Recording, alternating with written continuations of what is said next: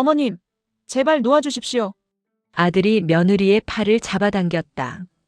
하지만 시어머니는 며느리의 다른 팔을 꽉 붙잡고 놓지 않았다. 안 된다. 이 아이는 내가 지킨다. 어머니, 정신 차리십시오. 저 계집은 시도 못 받는 돌입니다. 상관없다. 나는 이 아이를 보낼 수 없다. 마을 사람들이 모두 지켜보는 가운데 늙은 시어머니의 눈에서 눈물이 흘러내렸다. 너희들은 모른다. 이 아이가 누구인지, 내가 왜 이 아이를 지켜야 하는지. 여러분, 오늘 들려드릴 이야기는 조선시대 한 며느리와 시어머니의 눈물겨운 사연입니다. 모두가 며느리를 버리라고 할 때 오직 시어머니만이 끝까지 그녀를 지켰습니다. 그리고 마지막에 밝혀진 충격적인 진실. 구독과 좋아요는 더 많은 감동 이야기를 만드는 큰 힘이 됩니다. 자, 그럼 시작하겠습니다. 영조 18년 전라도 남원의 한 마을에 큰 혼례가 있었다. 마을에서 가장 부유한 최진사 댁의 외아들 최성준이 장가를 드는 날이었다. 신부는 인근 마을 양반집 딸 이소영, 18배 맑고 아름다운 처녀였다. 혼례식은 성대하게 치러졌다. 붉은 치마저고리를 입은 신부는 수줍게 고개를 숙이고 있었고 신랑은 자랑스러운 표정으로 서 있었다. 하객들은 모두 축하의 말을 건넸다. 진사님, 참 좋은 며느리를 얻으셨습니다. 새댁이 얼굴도 곱고 성품도 좋다는 소문이 자자합니다. 최진사의 아내, 즉 시어머니가 될 박씨 부인은 신부를 보며 복잡한 표정을 지었다. 그녀는 50 중반의 여인으로 평생을 엄격하고 까다로운 성품으로 살아온 사람이었다. 마을 사람들은 모두 그녀를 두려워했다. 하지만 신부 이소영을 처음 본 순간 박씨 부인의 가슴 깊은 곳에서 무언가가 요동쳤다. 설명할 수 없는 감정이었다. 그녀는 그것을 단순히 새 며느리에 대한 호감이라고 생각했다. 혼례가 끝나고 신부는 최씨 댁의 며느리가 되었다. 첫날부터 소영은 완벽한 며느리였다. 새벽 일찍 일어나 시부모님께 문안을 드리고 집안일을 거들며 늘 공손하고 조심스러웠다. 박씨 부인은 며느리를 유심히 관찰했다. 이상했다. 다른 며느리들과는 뭔가 달랐다. 소영이 움직이는 모습, 말하는 투, 심지어 웃는 모습까지도 묘하게 익숙했다. 마치 오래전 누군가를 보는 것 같았다. 며느리, 친정 부모님 성함이 어찌 되시나? 아버님은 이정수, 어머님은 밀양 박씨이십니다. 박씨 부인의 손이 잠시 멈췄다. 밀양 박씨. 자신도 밀양 박씨였다. 하지만 워낙 큰 문중이라 특별할 것은 없었다. 석 달이 지났다. 소영은 완벽한 며느리였다. 하지만 시어머니 박씨 부인은 점점 더 불안해졌다. 며느리를 볼 때마다 가슴 한쪽이 먹먹해지는 것이었다. 그녀는 그 이유를 알 수 없었다. 그러던 어느 날 남편 최진사가 소영의 친정에 대해 이야기했다. 내가 알아보니 소영의 친정이 사실 몰락한 집안이더군. 원래는 제법 괜찮은 양반이었는데 10여 년 전에 풍비박산 났다고 하오. 무슨 일이 있었는데요? 자세한 것은 모르겠소. 다만 집안이 완전히 무너져서 고향을 떠나 남원으로 왔다고 하더군. 박씨 부인은 가슴이 철렁했다. 10여 년 전. 그 시기가 묘하게 신경 쓰였다. 그날 밤 박씨 부인은 오랜만에 악몽을 꾸었다. 25년 전에 그 끔찍한 날이 꿈에 나타났다. 그녀는 식은땀을 흘리며 깨어났다. 여보, 꿈을 꾸었소. 옆에서 자던 최진사가 물었다. 무슨 꿈을 꾸었소? 그때 그 아이 꿈을. 최진사의 얼굴이 굳어졌다. 그는 아내의 손을 꽉 잡았다. 당신, 그 일은 이미 끝난 일이오.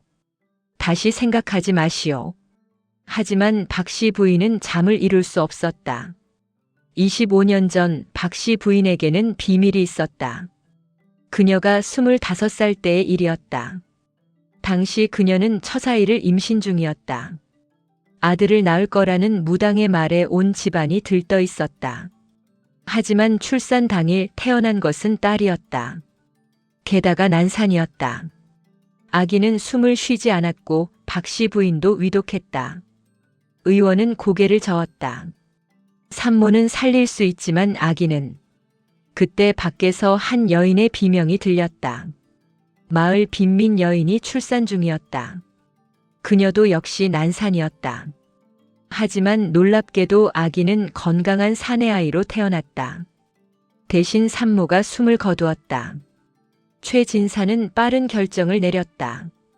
그는 산파에게 거금을 주며 말했다. 두 아이를 바꾸시오. 우리 집 딸과 저 집 아들을. 하지만 나리. 아무도 모르게 하시오. 평생 입을 다물면 당신 가족은 부귀영화를 누릴 것이오. 그렇게 아이들이 바뀌었다. 죽은 여인의 아들은 최씨 댁의 외아들이 되었고 최씨 댁의 딸은 가난한 집안의 딸이 되어 그 여인의 남편에게 맡겨졌다. 박씨 부인은 의식이 돌아왔을 때 아들을 안았다고 믿었다. 하지만 마음 한편에는 늘 죄책감이 있었다. 어딘가에 자신의 진짜 딸이 있다는 것을 본능적으로 알고 있었다. 그 가난한 남자는 아이를 데리고 마을을 떠났다. 최진사는 그에게 얼마간의 돈을 주며 멀리 가라고 했다. 그 후 소식은 끊겼다. 25년이 지났다. 박씨 부인은 그 기억을 애써 잊으려 했다. 아들 성주는 건강하게 자랐고 똑똑하고 잘생긴 청년이 되었다. 하지만 가끔 그녀는 생각했다. 내 진짜 딸은 지금 어디서 무엇을 하고 있을까? 그리고 이제 며느리 소영을 볼 때마다 그 생각이 더욱 강렬해졌다. 박씨 부인은 며느리에 대해 더 알아보기로 했다. 조심스럽게 대화를 나누며 친정 이야기를 물었다. 며느리, 어릴 적 이야기를 좀 해주겠니? 소영은 잠시 망설이다가 입을 열었다. 사실 어머님, 제 친정은 가난했습니다. 아버지는 양반이셨지만 몰락하여. 저는 어릴 때부터 고생을 많이 했습니다. 그래? 언제부터 그렇게 어려웠니? 제가 기억하기로는 태어날 때부터요. 어머니는 제가 태어나자마자 돌아가셨다고 들었습니다. 박씨 부인의 가슴이 쿵 내려앉았다. 그래서 아버지 혼자 저를 키우셨는데 너무 가난해서 늘 끼니를 거르곤 했습니다. 아버지는 저를 키우느라 재혼도 못하셨어요. 내 아버지가 원래 어느 마을 사람이었니? 원래는 이 근처 마을이었다고 들었습니다. 하지만 제가 태어난 직후 남원으로 이사 오셨다고. 박씨 부인의 손이 떨렸다. 모든 것이 맞아떨어지고 있었다. 며느리야, 혹시 내 어머니에 대해 들은 이야기가 있니? 아버지께서는 어머니 이야기를 잘 안 하셨어요. 다만 한 번 술에 취해서 이상한 말씀을 하신 적이 있습니다. 무슨 말씀? 소영은 잠시 주저하다가 말했다. 내가 진짜 내 딸이 맞을까? 하는 말씀이었어요. 저는 그냥 술김에 하신 말씀이려니 했습니다. 박씨 부인은 더 이상 참을 수 없었다. 그녀는 급히 자리를 떠나 자신의 방으로 갔다. 가슴이 미친 듯이 뛰었다. 혹시 이 아이가. 하지만 확신할 수 없었다. 그녀는 며칠 밤을 뜬 눈으로 지새웠다. 그러던 중 결정적인 순간이 찾아왔다. 어느 날 소영이 목욕을 하다가 박씨 부인에게 등을 밀어달라고 부탁했다. 박씨 부인이 며느리의 등을 보는 순간 그녀는 숨이 멎는 듯 했다. 소영의 왼쪽 어깨뼈 아래에 작은 점이 있었다. 특이한 모양의 점이었다. 마치 작은 꽃잎 같았다. 박씨 부인의 몸이 굳어졌다. 그녀도 똑같은 자리에 똑같은 모양의 점이 있었다.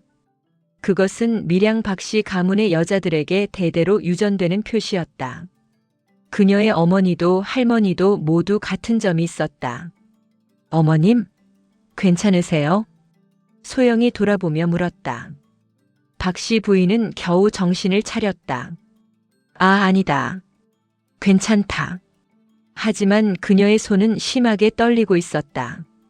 그날 밤 박씨 부인은 남편을 불러 모든 것을 털어놓았다. 여보, 소영이가 우리 딸일지도 모르오. 최진사의 얼굴이 창백해졌다. 무슨 말을 하는 거요? 소영이의 등에 우리 집안의 점이 있어. 그리고 나이도 맞고 친정 배경도 의심스럽소. 그럴 리 없소. 그건 그냥 우연이오. 최진사는 극구 부인했다. 하지만 그의 눈빛에도 두려움이 어려 있었다. 만약 정말 우리 딸이라면, 그렇다면 성준이는, 두 사람은 말을 잇지 못했다. 만약 소영이 자신들의 진짜 딸이라면 아들 성준은 남의 아들이었다. 더 끔찍한 것은 그들이 며느리로 맞은 소영이 실제로는 딸이고 성준과 소영은 남남인데 부부가 된 것이었다. 어떻게 하겠소? 최진사가 물었다. 확인해야 하오. 확실히 알아야 하오. 박씨 부인은 소영의 친정아버지를 찾아가기로 했다. 그녀는 며느리 몰래 소영의 친정을 방문했다. 소영의 아버지 이정수는 초라한 초가집에 살고 있었다. 박씨 부인을 본 그는 황급히 절을 했다. 아니, 사돈 어른께서 이런 누추한 곳까지. 이 어르신, 제가 물어볼 것이 있습니다. 박씨 부인은 단도직입적으로 물었다. 소영이가 정말 어르신의 친딸입니까? 이정수의 얼굴이 굳어졌다. 그는 한참을 말없이 있다가 고개를 떨구었다. 그것을 어떻게 하셨습니까? 박씨 부인의 온몸에서 힘이 빠졌다. 예감은 맞았다. 말씀해 주십시오. 모든 것을. 이정수는 떨리는 목소리로 25년 전의 이야기를 풀어놓았다. 제 아내가 아들을 낳고 죽었습니다.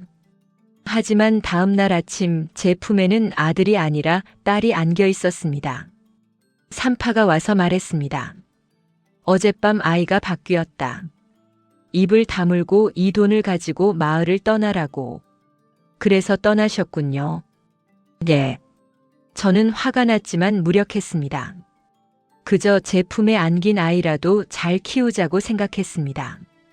비록 제 피는 아니지만 이 아이도 불쌍한 아이니까요. 그동안 고생이 많으셨겠습니다. 소영이는 착한 아이입니다. 가난해도 한 번도 불평하지 않았고 오히려 저를 위로해 주었습니다. 제 친딸이 아니지만 저는 진심으로 이 아이를 사랑합니다. 박씨 부인은 눈물을 흘렸다. 감사합니다. 정말 감사합니다. 우리 딸을 이렇게 잘 키워주셔서. 이정수가 놀라며 물었다. 그럼 혹시 사돈 어른께서? 네. 소영이는 제 친딸입니다. 그리고 제가 키운 아들 성준은 어르신의 친아들입니다.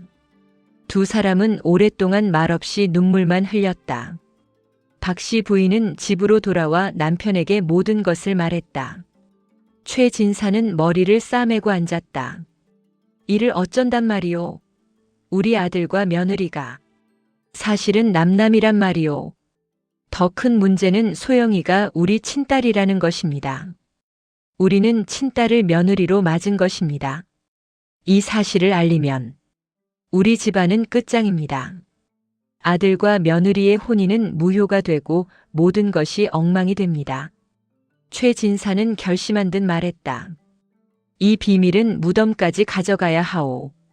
절대 누구에게도 말해서는 안 돼오. 하지만은 없소. 소영이에게도 성준이에게도 절대 말할 수 없소. 박씨 부인은 괴로웠다. 자신의 친딸을 찾았지만 딸이라고 부를 수도 안아줄 수도 없었다. 그저 며느리로 대해야 했다. 하지만 그녀는 결심했다. 비록 딸이라고 말하지는 못해도 이 아이를 평생 지키고 보호하리라. 1년이 지났다. 소영은 여전히 완벽한 며느리였다. 하지만 아이가 생기지 않았다. 처음에는 아무도 신경 쓰지 않았다. 하지만 2년, 3년이 지나자 마을 사람들이 수군거리기 시작했다.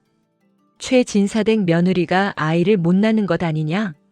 3년이 지났는데도 소식이 없다니. 최진사의 친척들이 찾아와 말했다.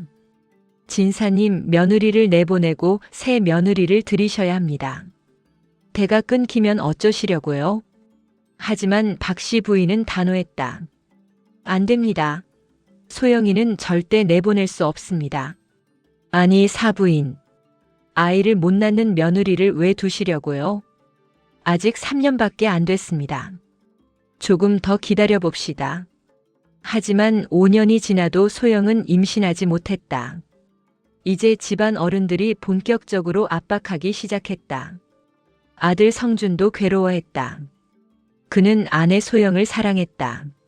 하지만 대를 이어야 한다는 압박이 점점 커졌다. 소영아, 미안하다. 하지만 우리 첩을 드려야 할 것 같다. 소영은 눈물을 흘렸다. 여보, 제가 부족해서 그렇습니다. 첩을 드리셔도 괜찮습니다. 하지만 박씨 부인은 단호하게 반대했다. 안 됩니다. 절대 안 됩니다. 어머니, 하지만 아들이 없으면 상관없다. 나는 소영이를 보낼 수 없다. 집안이 발칵 뒤집혔다. 시어머니가 며느리 편을 드는 것은 전례 없는 일이었다. 최진사마저 이해할 수 없었다. 여보, 당신 왜 이러는 거요? 아무리 며느리가 착하다고 해도 아이를 못 낳으면 내보내는 게 당연하지 않소?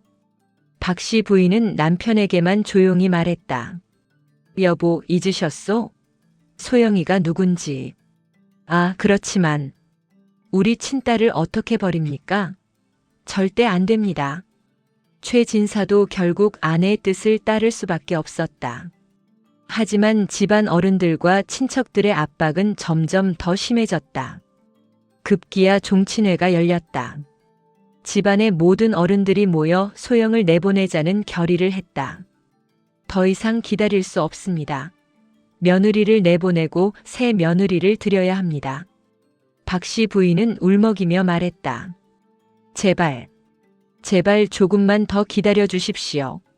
사부인, 이미 5년이나 기다렸습니다. 며느리에게 정이 들었다는 것은 이해하지만 대를 이어야 합니다. 결국 결정이 내려졌다. 한 달 안에 소영을 친정으로 돌려보내기로. 소영은 조용히 짐을 쌌다. 그녀는 울지 않았다. 오히려 담담했다. 어머님, 그동안 감사했습니다. 불효녀를 용서해 주십시오. 박씨 부인은 며느리를 껴안고 통곡했다. 미안하다, 정말 미안하다. 소영은 이해할 수 없었다. 시어머니가 왜 이렇게 자신을 아끼는지. 보통 시어머니들은 아이 못 낳는 며느리를 미워하기 마련인데 박씨 부인은 오히려 자신을 지키려 했다. 마침내 소영이 떠나는 날이 되었다. 마을 사람들이 모두 모였다. 성준은 고개를 들지 못했다. 그는 아내를 사랑했지만 어쩔 수 없었다. 소영이 집을 나서려는 순간 박씨 부인이 달려와 소영의 팔을 붙잡았다. 안 돼. 이 아이는 보낼 수 없어. 친척 어른들이 소리쳤다. 사부인, 정신 차리시오. 놓으시오. 성준도 어머니에게 말했다. 어머니, 제발 놓아주십시오. 이미 결정된 일입니다. 하지만 박씨 부인은 소영의 팔을 더욱 꽉 붙잡았다. 안 돼. 절대 안 돼. 사람들이 억지로 박씨 부인을 떼어내려 했다. 성준이 소영의 다른 팔을 잡았다. 양쪽에서 잡아당기는 힘의 소영은 비명을 질렀다. 어머님, 제발 놓아주십시오. 안 돼. 나는 너를 보낼 수 없다. 어머니, 대체 왜 이러십니까? 성준이 외쳤다. 그때 박씨 부인이 소리쳤다. 이 아이는 내 딸이야. 내 친딸이란 말이야.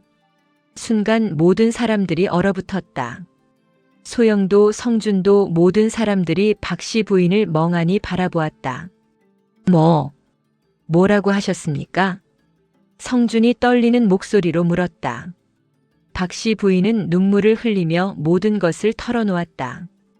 25년 전의 비밀을, 아이가 바뀐 사실을, 소영이 자신의 친딸이라는 것을, 그리고 성준이 사실은 다른 사람의 아들이라는 것을. 마을은 충격에 휩싸였다. 소영은 그 자리에 주저앉았다.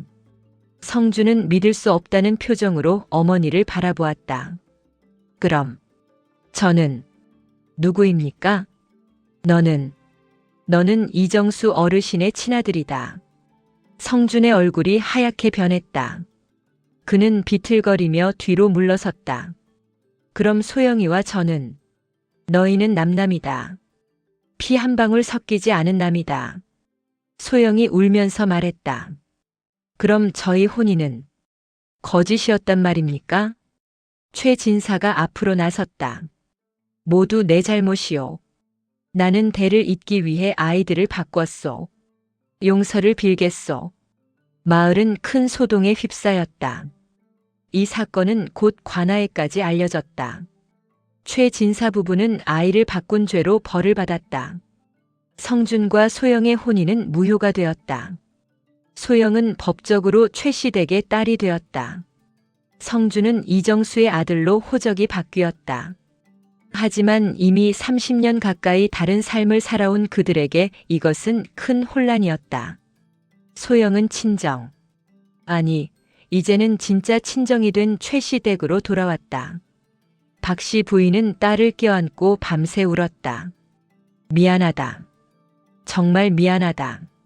내가 고생한 것을 생각하면. 어머니. 아니, 제가 어머니라고 불러도 되는 건가요? 그래, 나는 내 어머니다. 너를 낳은 친어머니다. 두 사람은 25년 만에 처음으로 모녀가 되었다. 하지만 성주는 혼란스러웠다. 그는 한 집에 살 수 없다며 집을 나갔다. 그는 이정수를 찾아가 물었다. 제가 정말 아버지의 아들입니까? 이정수는 눈물을 흘리며 고개를 끄덕였다. 그렇다. 너는 내 아들이다. 내 어머니가 목숨을 걸고 낳은 아들이다. 그럼 왜 저를 그곳에? 내가 너무 가난했다. 너에게 제대로 된 삶을 주고 싶었다. 그래서 돈을 받고 너를 보냈다. 용서해다오. 성주는 복잡한 심정이었다. 자신을 키워준 사람들은 부모가 아니었고 진짜 부모는 자신을 버렸다. 그리고 사랑했던 아내는 사실 의붓누이였다. 한 달이 지났다. 성주는 결국 최씨 댁으로 돌아오지 않았다. 그는 한양으로 떠났다. 새로운 삶을 시작하기 위해서였다.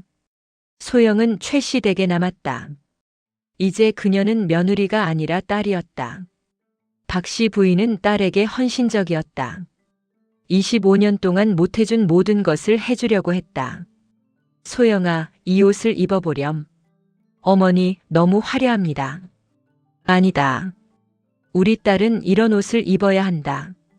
박씨 부인은 딸에게 좋은 음식을 먹이고 예쁜 옷을 입히고 따뜻하게 대했다.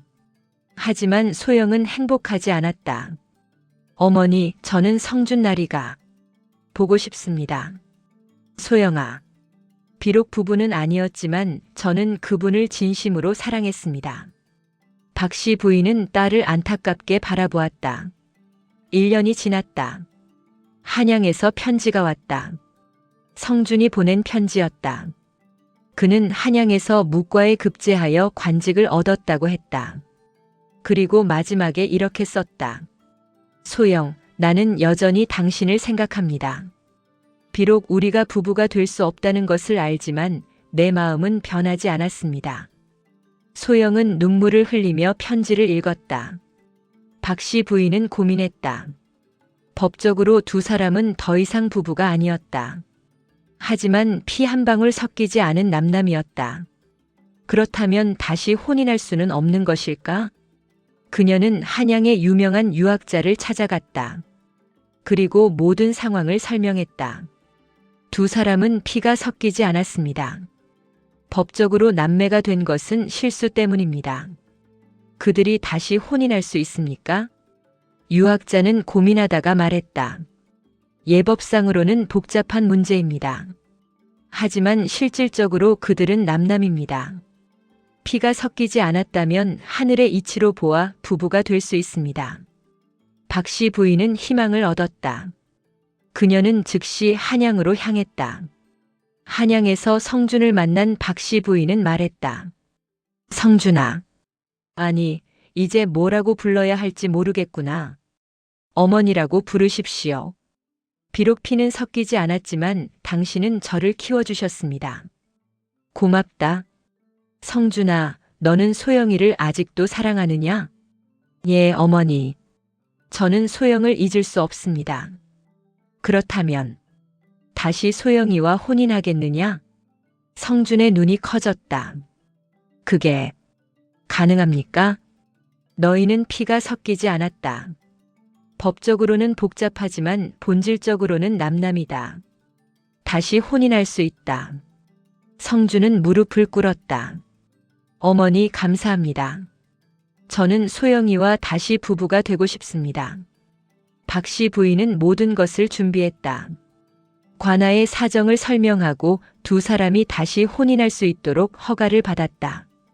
물론 쉽지 않았다. 많은 사람들이 반대했다. 하지만 박씨 부인은 포기하지 않았다. 이 두 사람은 서로 사랑합니다. 그리고 피 한 방울 섞이지 않았습니다. 제발 허락해 주십시오. 결국 1년 만에 허가가 떨어졌다. 성준과 소영은 다시 혼인할 수 있게 되었다. 두 번째 혼례식이 열렸다. 이번에는 첫 번째보다 훨씬 조촐했다. 하지만 두 사람의 눈빛은 첫 번째보다 훨씬 진실했다. 이번에는 진짜입니다. 소영이 말했다. 그래, 이번에는 진짜다. 성준이 대답했다. 박씨 부인은 두 사람을 바라보며 눈물을 흘렸다. 25년 전의 실수가 결국 이렇게 풀린 것이다. 혼인 후 1년이 지나자 소영이 임신했다. 모두가 기뻐했다. 특히 박씨 부인은 감격했다. 드디어 내 손주를 보는구나. 하지만 친척들은 수군거렸다. 그 아이가 최씨 집안의 핏줄일까, 이씨 집안의 핏줄일까? 글쎄 복잡하네. 하지만 박씨 부인은 신경 쓰지 않았다. 중요한 것은 딸이 행복하다는 것이었다. 소영은 건강한 아들을 낳았다. 아기는 성준을 닮아 잘생겼다. 어머니, 이 아이의 성은 무엇이 되어야 할까요? 소영이 물었다. 박씨 부인은 잠시 고민하다가 말했다. 최씨로 하자. 그래야 이 집안의 대가 이어진다. 하지만 어머니, 성준은 상관없다. 성준이는 이 집안에서 자랐고 나는 그를 아들처럼 여긴다. 그 아이의 손주도 내 손주다. 이정수도 동의했다. 그렇게 하십시오. 성준이는 비록 내 친아들이지만 최씨 댁에서 자랐습니다. 그곳이 그의 진짜 집입니다. 그렇게 아기는 최씨 성을 갖게 되었다. 세월이 흘렀다. 박씨 부인은 70이 되었다. 그녀는 손주들에 둘러싸여 행복한 말년을 보냈다. 소영과 성준은 여전히 금슬이 좋았고 3명의 자녀를 두었다. 어느 날 박씨 부인이 소영을 불러 말했다. 소영아, 어머니가 너에게 미안한 것이 하나 있다. 무슨 말씀이세요, 어머니?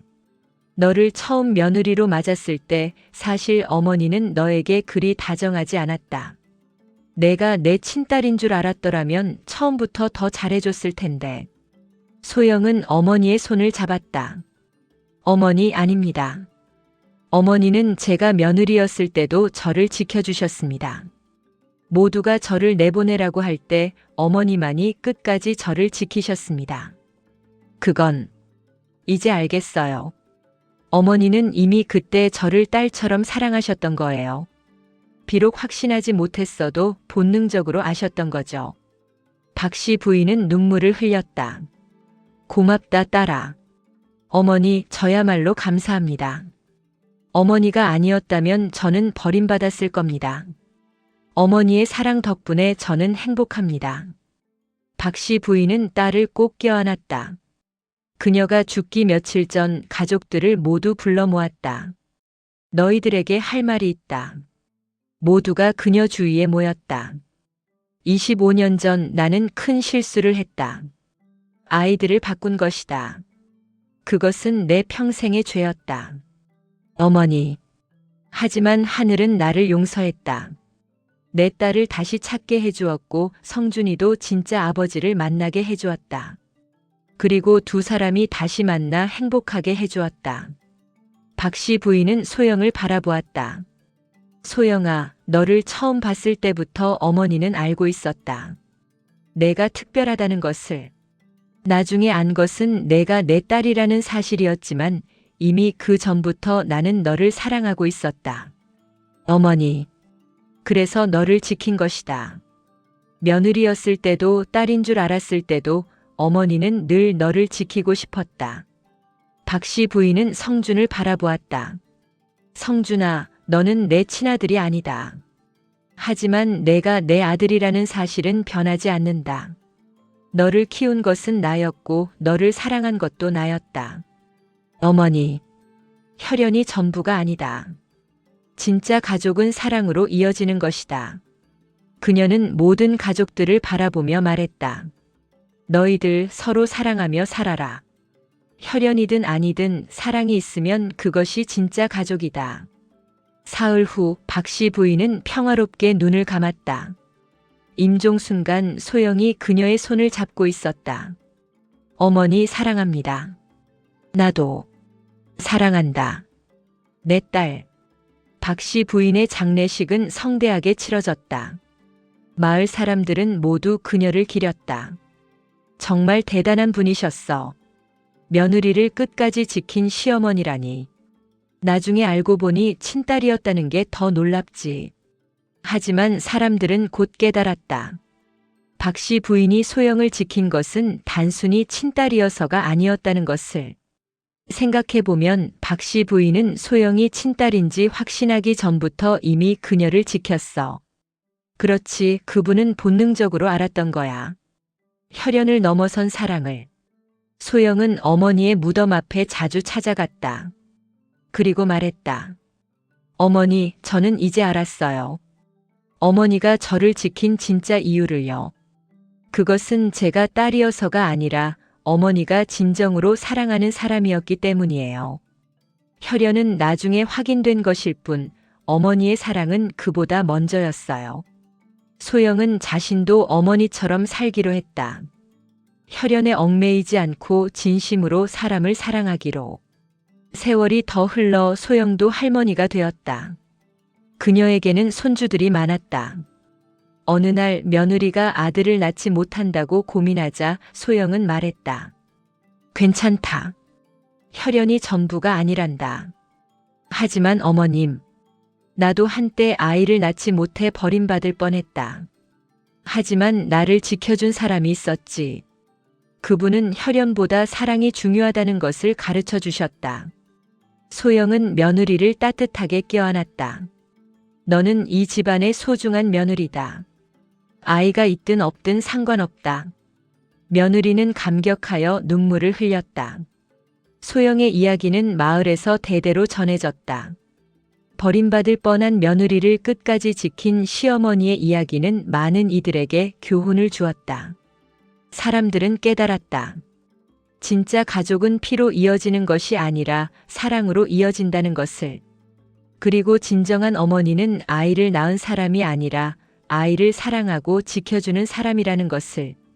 박 씨 부인이 소영을 지킨 이유는 결국 간단했다. 사랑이었다. 혈연을 알기 전부터 본능적으로 느낀 사랑. 그리고 혈연을 알고 난 후 더욱 깊어진 사랑. 하지만 가장 중요한 것은 그녀가 사랑을 행동으로 보여줬다는 것이다. 모두가 반대해도 집안이 뒤집혀도 그녀는 포기하지 않았다. 그것이 진짜 사랑이었다. 오늘날까지도 그 마을에는 박 씨 부인과 소영의 이야기가 전해진다. 어려운 처지에 있는 며느리들에게 희망을 주고 시어머니들에게는 진정한 사랑이 무엇인지 가르쳐준다. 그리고 모든 이들에게 이렇게 말한다. 혈연은 우연이지만 사랑은 선택이다. 그리고 진짜 가족은 선택한 사랑으로 만들어진다. 여러분, 오늘 이야기는 여기까지입니다. 버림받을 뻔한 며느리를 끝까지 지킨 시어머니, 그리고 마지막에 밝혀진 놀라운 진실에 대해 들려드렸습니다. 혈연보다 사랑이 중요하다는 것, 진짜 가족은 함께 시간을 보내고 서로를 아끼는 사람들이라는 것을 배울 수 있었습니다. 더 감동적인 조선시대 가족 이야기가 궁금하시다면 구독과 좋아요, 알림 설정 부탁드립니다. 댓글로 여러분의 생각을 나눠주시면 감사하겠습니다. 다음 이야기에서 또 만나요. 이 이야기는 모두 창작이며 재사용하지 않습니다.